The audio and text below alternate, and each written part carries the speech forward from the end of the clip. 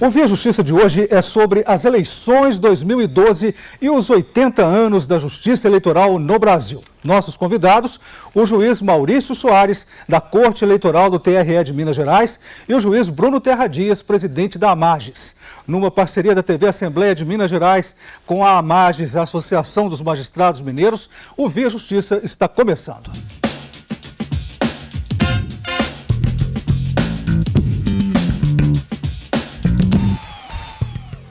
O voto das mulheres, o sigilo da escolha, a organização dos partidos políticos, a automação do processo eleitoral, a urna eletrônica são exemplos das conquistas da Justiça Eleitoral ao longo destes 80 anos. Doutor Maurício, quais são os novos desafios da Justiça Eleitoral brasileira? Eu vejo como os novos desafios a implantação do voto biométrico e também a solidificação dos conceitos da lei da ficha limpa.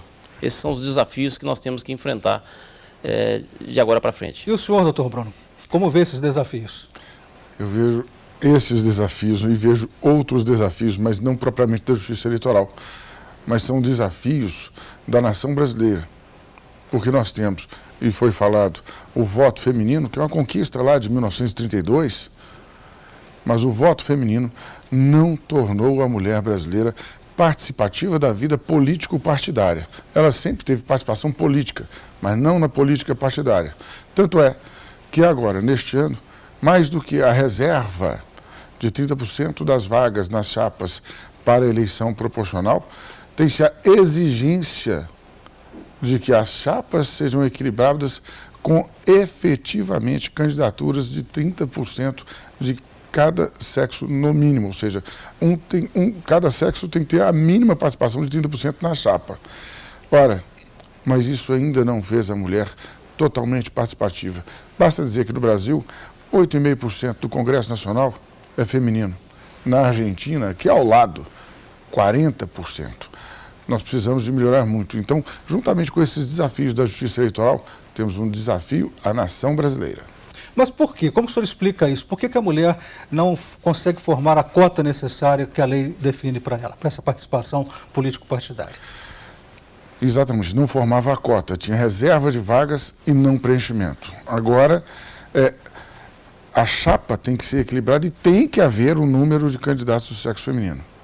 Mas isso ainda não vai garantir que a participação chegue a um ponto, se não de equilíbrio, pelo menos de mais destaque. Nós precisamos de ter, então, a superação de entraves que são culturais, né? Mais do que legislativos, são culturais mesmo. A nossa cultura, ela não permite que a mulher tenha franco acesso.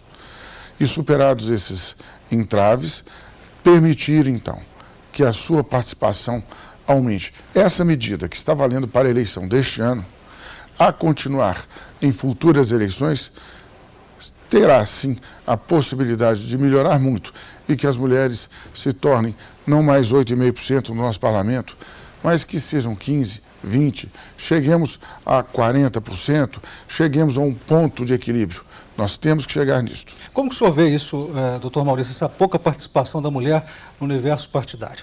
O que eu vejo é que há necessidade de que haja uma mudança cultural.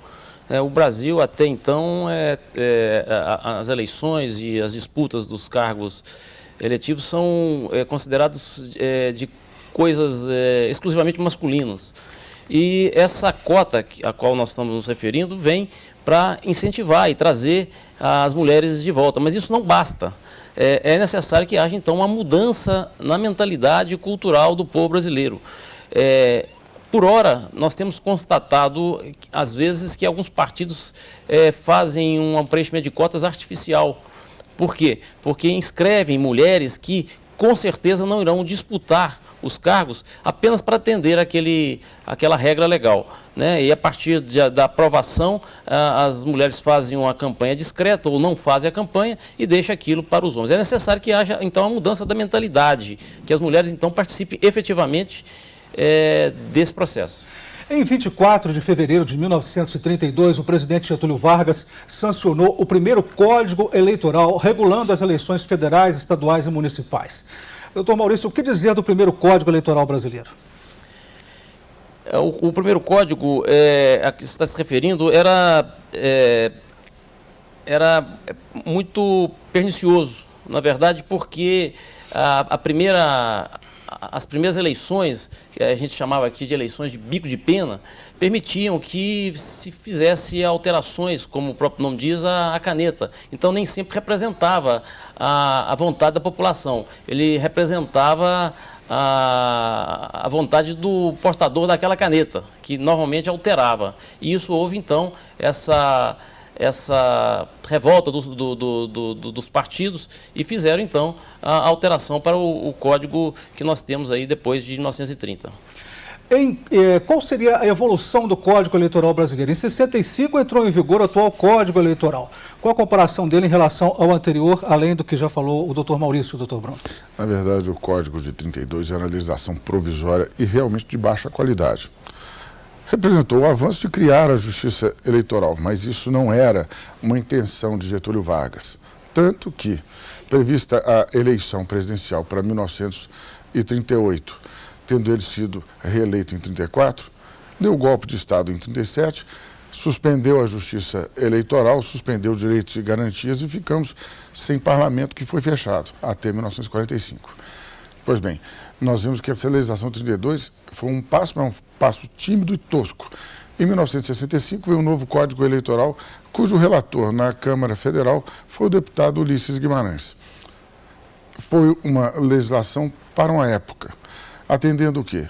Atendendo que houve uma reforma partidária feita de cima para baixo, os partidos foram extintos e instaurou-se o bipartidarismo, mas de estrutura governamental, ou seja, isso foi imposto a todos. Toda a oposição foi encaminhada para o MDB. Foi um avanço possível para a época, mas ainda assim também muito acanhado, porque passava a exigir uma lei eleitoral por eleição. Isso durou até 1997. Né? Ou seja, nós temos hoje uma lei permanente para as eleições, mas continuamos com o Código Eleitoral de 1965. Foi um avanço para a época e hoje já é um atraso.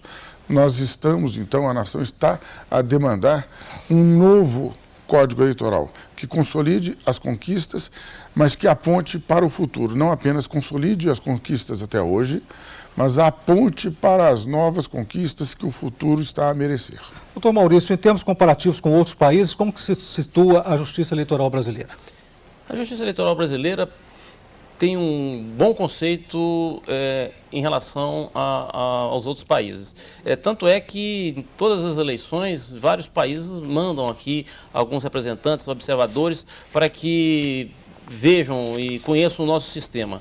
E um dos pontos altos desse sistema, que eu reputo importante, é o fato de que, logo após as eleições, praticamente menos de 24 horas depois, já se sabe aqui quem é o vencedor. O que não acontece até em países de tradição democrática, como é o caso dos Estados Unidos, que às vezes o resultado das eleições acabam por serem divulgados 3, 4, às vezes uma semana depois, dependendo do caso.